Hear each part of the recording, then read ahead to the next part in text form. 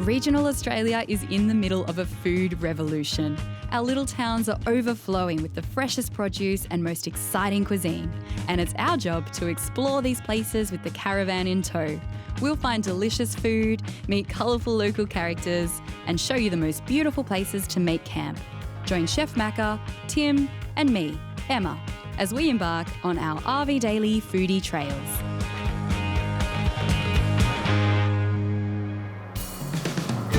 This week we're blazing a foodie trail through the Granite Belt. We'll roll up our sleeves to make fresh pasta and a 6-kilo apple pie. Plus, we'll discover why this region makes Queensland's best wine. Cheers to that. And we'll find a couple of lovely campsites in unlikely locations. This wonderful foodie trail takes us to the bustling regional centre of Warwick, followed by the cute town of Stanthorpe, then finishing up in Ballentine.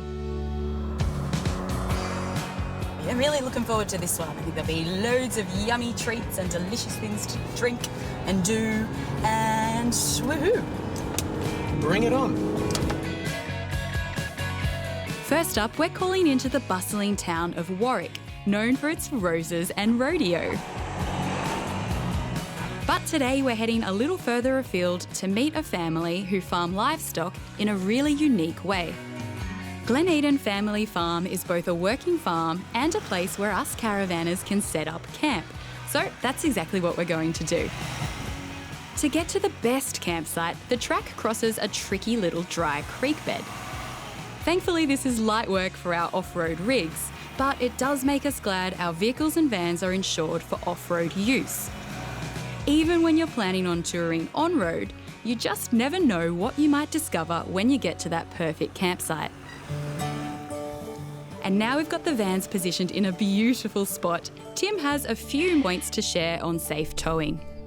First one is the only one that you actually require to have by law. Now, if you're new to caravanning, you may not know that you actually need an electric brake controller. Now, that is a brake controller that talks between the car and the caravan. Some vehicles come factory fitted out of the box like ours, which is a huge bonus. And essentially, they talk through the trailer interface, okay? Electric brake controllers. Now, the next thing we reckon you should have is an in-dash UHF. As the name suggests, it's in the dash of the car. All the controls are on there. It means you can talk to your friends in convoy, or you can talk to, say, truck drivers if you want to coordinate a safe overtaking procedure. If they go wrong really badly, you will need to talk to your insurance company, possibly, and the best way to provide evidence of that, see, you're backing up, you're not watching where you're going, that's what happens. So, with a smart dash cam, like this one, you can record out the front. It captures everything in 4K, from car park bingles, from accidents, from funny things that happen in the front of you that you can put on YouTube. However, it also has the capacity to wire in a rear-facing camera. So if you get a dash cam where you can hardwire in a rear-facing camera, you can record everything that happens behind you as well. For our top tips on towing safely off-road, head over to rvdaily.com.au. Now I'm on the other side of the property, taking a tour to find out how this fascinating farm operates. The beauty of setting up the caravans on a working farm is that we get to get up close and personal with the animals.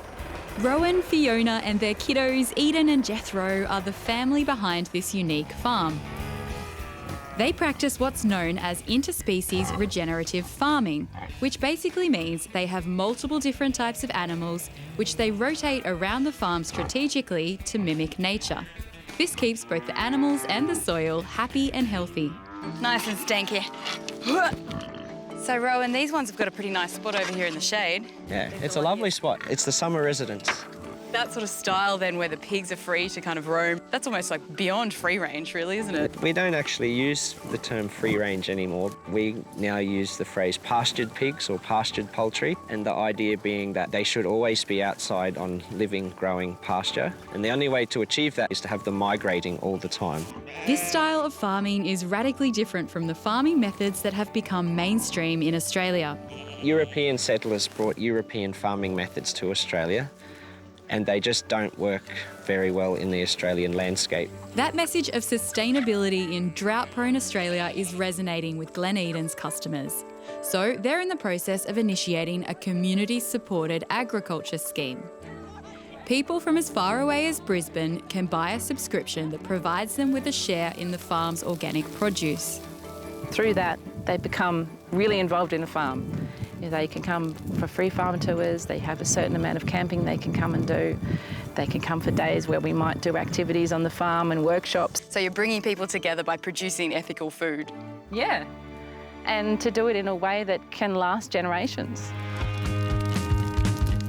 Now back to camp, and Chef Macca has built a fire and is cooking up a camp oven roast for our dinner, using Glen Eden's beautiful organic pork. Relaxing by the campfire is the perfect way to end our first day in the Granite Belt. That pork is delicious. Coming up, we head to Stanthorpe, where we make camp at another surprising location. We have power, which means we have aircon, which means we have cooling, which means we have pleasant evenings at the Lavender Farm. And I get more than I bargained for at the Granite Belt Brewery. The best bit, dessert.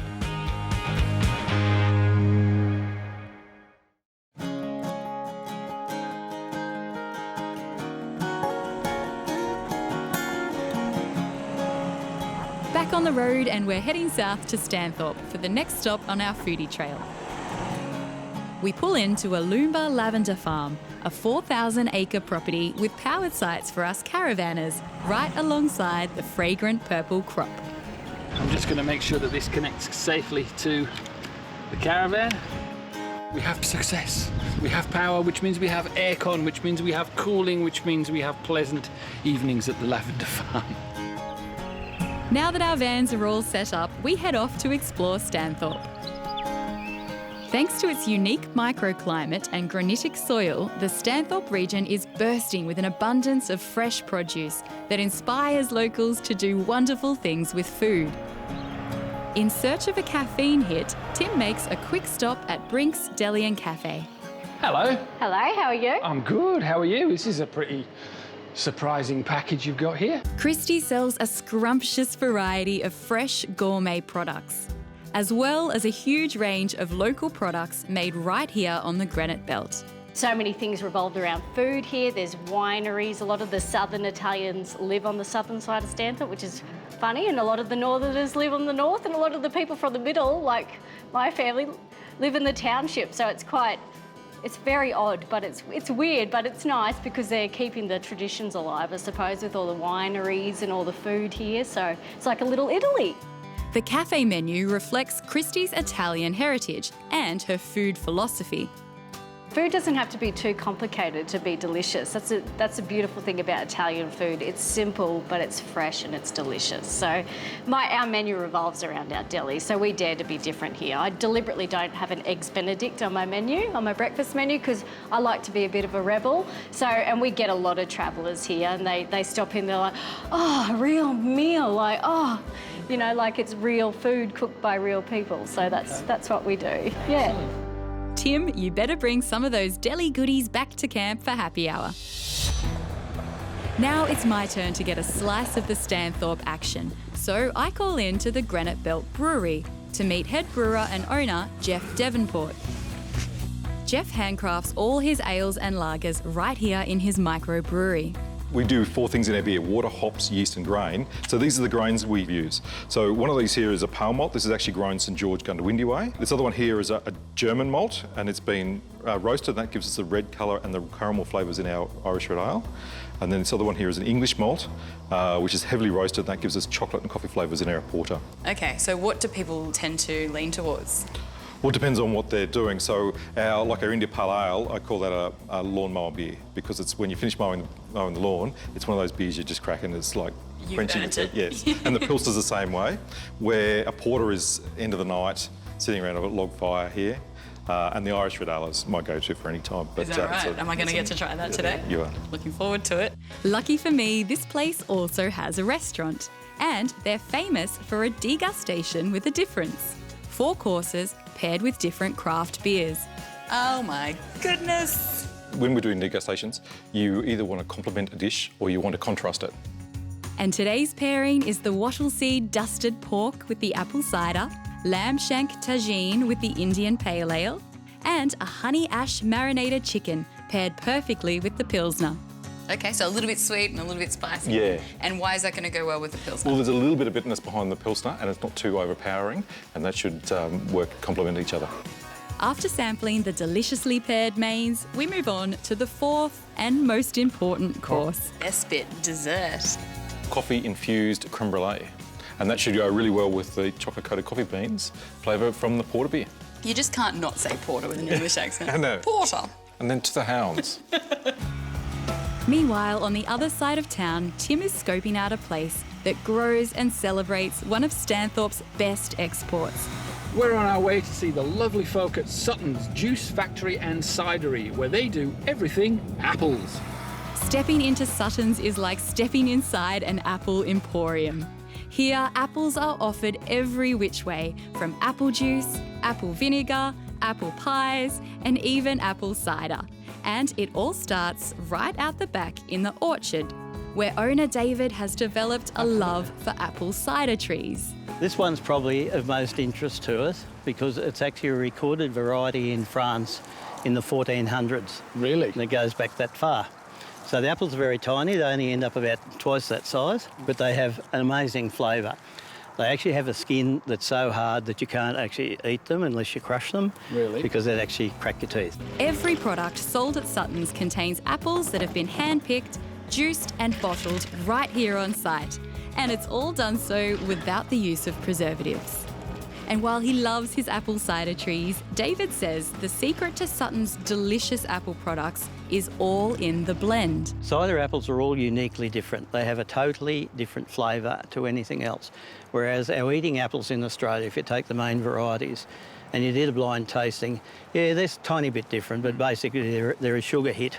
In our 30 varieties, we have some that if you cut one of these, you can eat it, and it's an amazing sweet flavour. We also have some that are called bitters, and they are so bitter that when you try them, you think, oh God, you'd never make it into anything.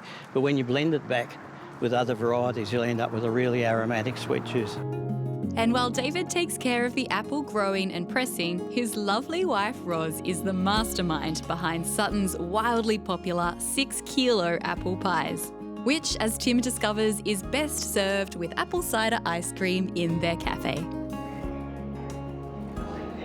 That's absolutely divine. Now, with full bellies, it's back to our camp amongst the lavender to relax and share our stories of the day.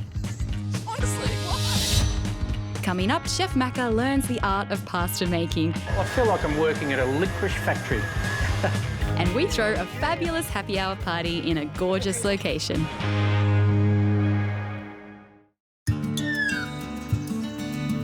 The next day, after waking up to a misty morning, we enjoy a coffee, pack up the vans and head on out. The final leg of our foodie trail has us heading to the little town of Ballentine. This rustic town may seem unassuming, but it does hold a few surprises. Before we investigate further, we're unhitching the vans at the peaceful country-style caravan park. Spread out over 12 acres, this unique park has a bush camping area down the back, with plenty of space for us to set up our easy trails. With camp all set up, Chef Macca and I are off. And today I've decided to swap the plush 4 wheels for a slightly smaller 2 wheels. The Granite Belt is known for producing some of Australia's most unusual wine varieties. They call them strange birds. And I'm told the best way to explore the wineries of the region is by hiring a push bike. I'm off to my first winery. Soon I'm cruising down a scenic and wonderfully flat country road through the vineyards, and I roll on into Tobin Wines. Welcome to Tobin Wines. Thank you. So what makes a wine variety a strange bird? Oh, look, the strange bird, it's a product that's less than 1% of the nation's bottled product. Okay, so slightly more obscure sort of style. Absolutely, not your mainstream varieties. And after a quick taste of Tobin's Verdelho and Tempranillo, I discover I represent 1% of people who can't swirl wine. But that's You're just showing off. What do I do? Tell me, show me the way. little swirls and slow little swirls. Slow, deep swirls. That's pretty good. I might need to work on that one later, but right now I'm back on my deadly treadly and I'm cycling over to Golden Grove Estate. Here I meet second-generation Italian winemaker Ray, whose unique wine varieties are making a splash in the Australian wine scene. We've been picked on for a lot of our lives from the bigger regions. You know, they've always kicking us in the side, going, hey, you know, you're Queensland, you can't make wine up there. But we're always there. We're always winning awards against these bigger regions. That's what we can bring to the table. We're bringing all these strange birds, but we're bringing these very elegant, delicate styles of wines. For my final destination, I'm visiting the oldest winery in Queensland. Ballentine Estate has been operating since 1930, and their strange bird variety, Fiano, has a long history as well. We're led to believe that it's about 8,000 years old. Well, cheers to that. As fate would have it, Chef Macca is also lurking around these historic hallways with only one thing on his mind: fresh pasta. Matt and Bobby Wells are the husband and wife team who run the Bower Room restaurant. This dynamic duo has won a swag of awards for their mastery in Italian-Australian cuisine. So we're going to make pasta, and then we're going to actually turn this into a ragu or a sauce to coat the pasta with. Okay. Today, Matt is making a wild-caught venison pasta sauce with freshly made fettuccine. So fresh pasta is very simple. So we've got flour, eggs, salt and olive oil. Good. To make the pasta dough, Matt adds a dash of oil to his flour, plus a pinch of salt, and for each kilogram of flour, he's using 10 eggs. I can't do that. One-handed is just not my speed. I've got to use two hands. Pour in the eggs and wait for it to combine. We'd give it a final knead by hand, just to get it all to come together. After it's kneaded, it's time to make fettuccine. Matt begins on the thickest setting, then gradually reduces it until the pasta is nice and thin. I feel like I'm working at a licorice factory. So we've got our cutter here, so it's got different wheels, and this will cut it all to the 7mm thickness, which is fettuccine. In the pan, he combines the meat, Napoli sauce, butter and cherry tomatoes. Then, in boiling water, he blanches the fresh pasta for about 30 seconds. So for that special occasion when you might have been to the winery and got yourself a nice bottle of red, you can still go to the supermarket and buy the freshly made pasta just in the refrigerated section. Combine the pasta into the sauce and we're ready to go. You must come here to the Barrel Room and try this amazing dish. One of my favourite things about caravanning is leaving the van behind for the day and going exploring. But that does mean we're leaving behind some pretty expensive gear. Not just our caravans, but also our camping gear and equipment as well. That's why we've installed these solar-powered security cameras. Basically, it enables us to monitor what's happening at camp from our phones, from whatever winery or cheese factory or four-wheel drive track we happen to be frolicking around. It's also going to come in handy for recording the shenanigans at our happy hour party later tonight. There are a few things you must know in order to keep your campsite secure, so head over to rvdaily.com.au for our complete guide. Stay tuned to find out how you can win your very own Easy Trail caravan. And it's happy hour time. Tonight we're hosting a happy hour party, so Tim is on the hunt for party guests. Gently warm afternoon. This gentleman here's in his cruiser, I think. Just about to set off or just to arrive, who knows? And if you feel like coming down at 5, you're more than welcome to come down. Thank you very much. Thank you. Cheers. Hello. Good afternoon. How are you? Good, thank you. Nice to meet you. I'm Bastian. Nice to meet you, Nice Bastian. meeting you. And we're inviting you to come along to our happy hour at 5 o'clock, which... Crime. Let's go. There, where you can see all our caravans. Cool, absolutely. Well, yes. We'd love to see you, mate. Thank you so Come much. on down, 5 o'clock. Follow your nose. I'll be there. Thanks a lot. Cheers, Thank Bastian. you. Bye, mate. Bye. Chef Macca is whipping up a meal to serve our hungry guests.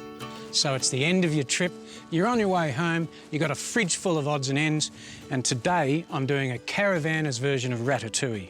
It's really healthy, it's vegetarian, and everyone should have a meat-free day every now and then. For his Caravan Ratatouille, first Chef Macca chops and generously salts one eggplant and leaves it to rest. So that needs to sit for as long as you've got. Up to an hour is fabulous, 24 hours is even better. Then chop zucchini, capsicum and garlic. In a hot pan, first brown off the eggplant and zucchini and set to the side. Then throw in some capsicum and garlic. So I've got these started and it's time for our cherry tomatoes. So we know that the dish ratatouille comes from France, but did you know that the origins of the word means to stir up, which is exactly what I'm doing. Chef Macca brings the fresh fettuccine to the boil, adds a pinch of dried chilli, olives from Brink's Deli, and some local red wine I picked up on my bike ride. That's the noise we like to hear. And of course, the final step is the taste test. In with the pasta, some of the juice from the pasta as well, and of course, cook's privilege. That is another triumph. There's no better way to see the real Australia than by Caravan, so we're giving you the chance to win an Easy Trail Sejuna 15. This luxurious family van has been given the RV Daily Foodie Trails tick of approval. We think you'll love the comfortable king-size bed, the onboard bathroom, and the functional outdoor kitchen for your very own foodie trails. Valued at $65,000, the Sejuna 15 has everything you need for your next adventure. All you have to do is bring the cheese and wine. To go into the draw to win this fantastic prize, head over to rvdaily.com.au. Hey, gonna turn out? Come on. That's a girl. Hey, you good girl? And here's the best part of our Foodie Trails adventure. It's happy hour time. Today, our guests have travelled from across the Granite Belt and some from across the caravan park to join us as we celebrate the delicious local food and drinks we've picked up along our journey. As the sun sets on another incredible foodie trail, we have a toast to the incredible people we've met, the unique places we've camped, and, of course, the amazing foodie experiences we've encountered. See you next time. Lovely to meet you.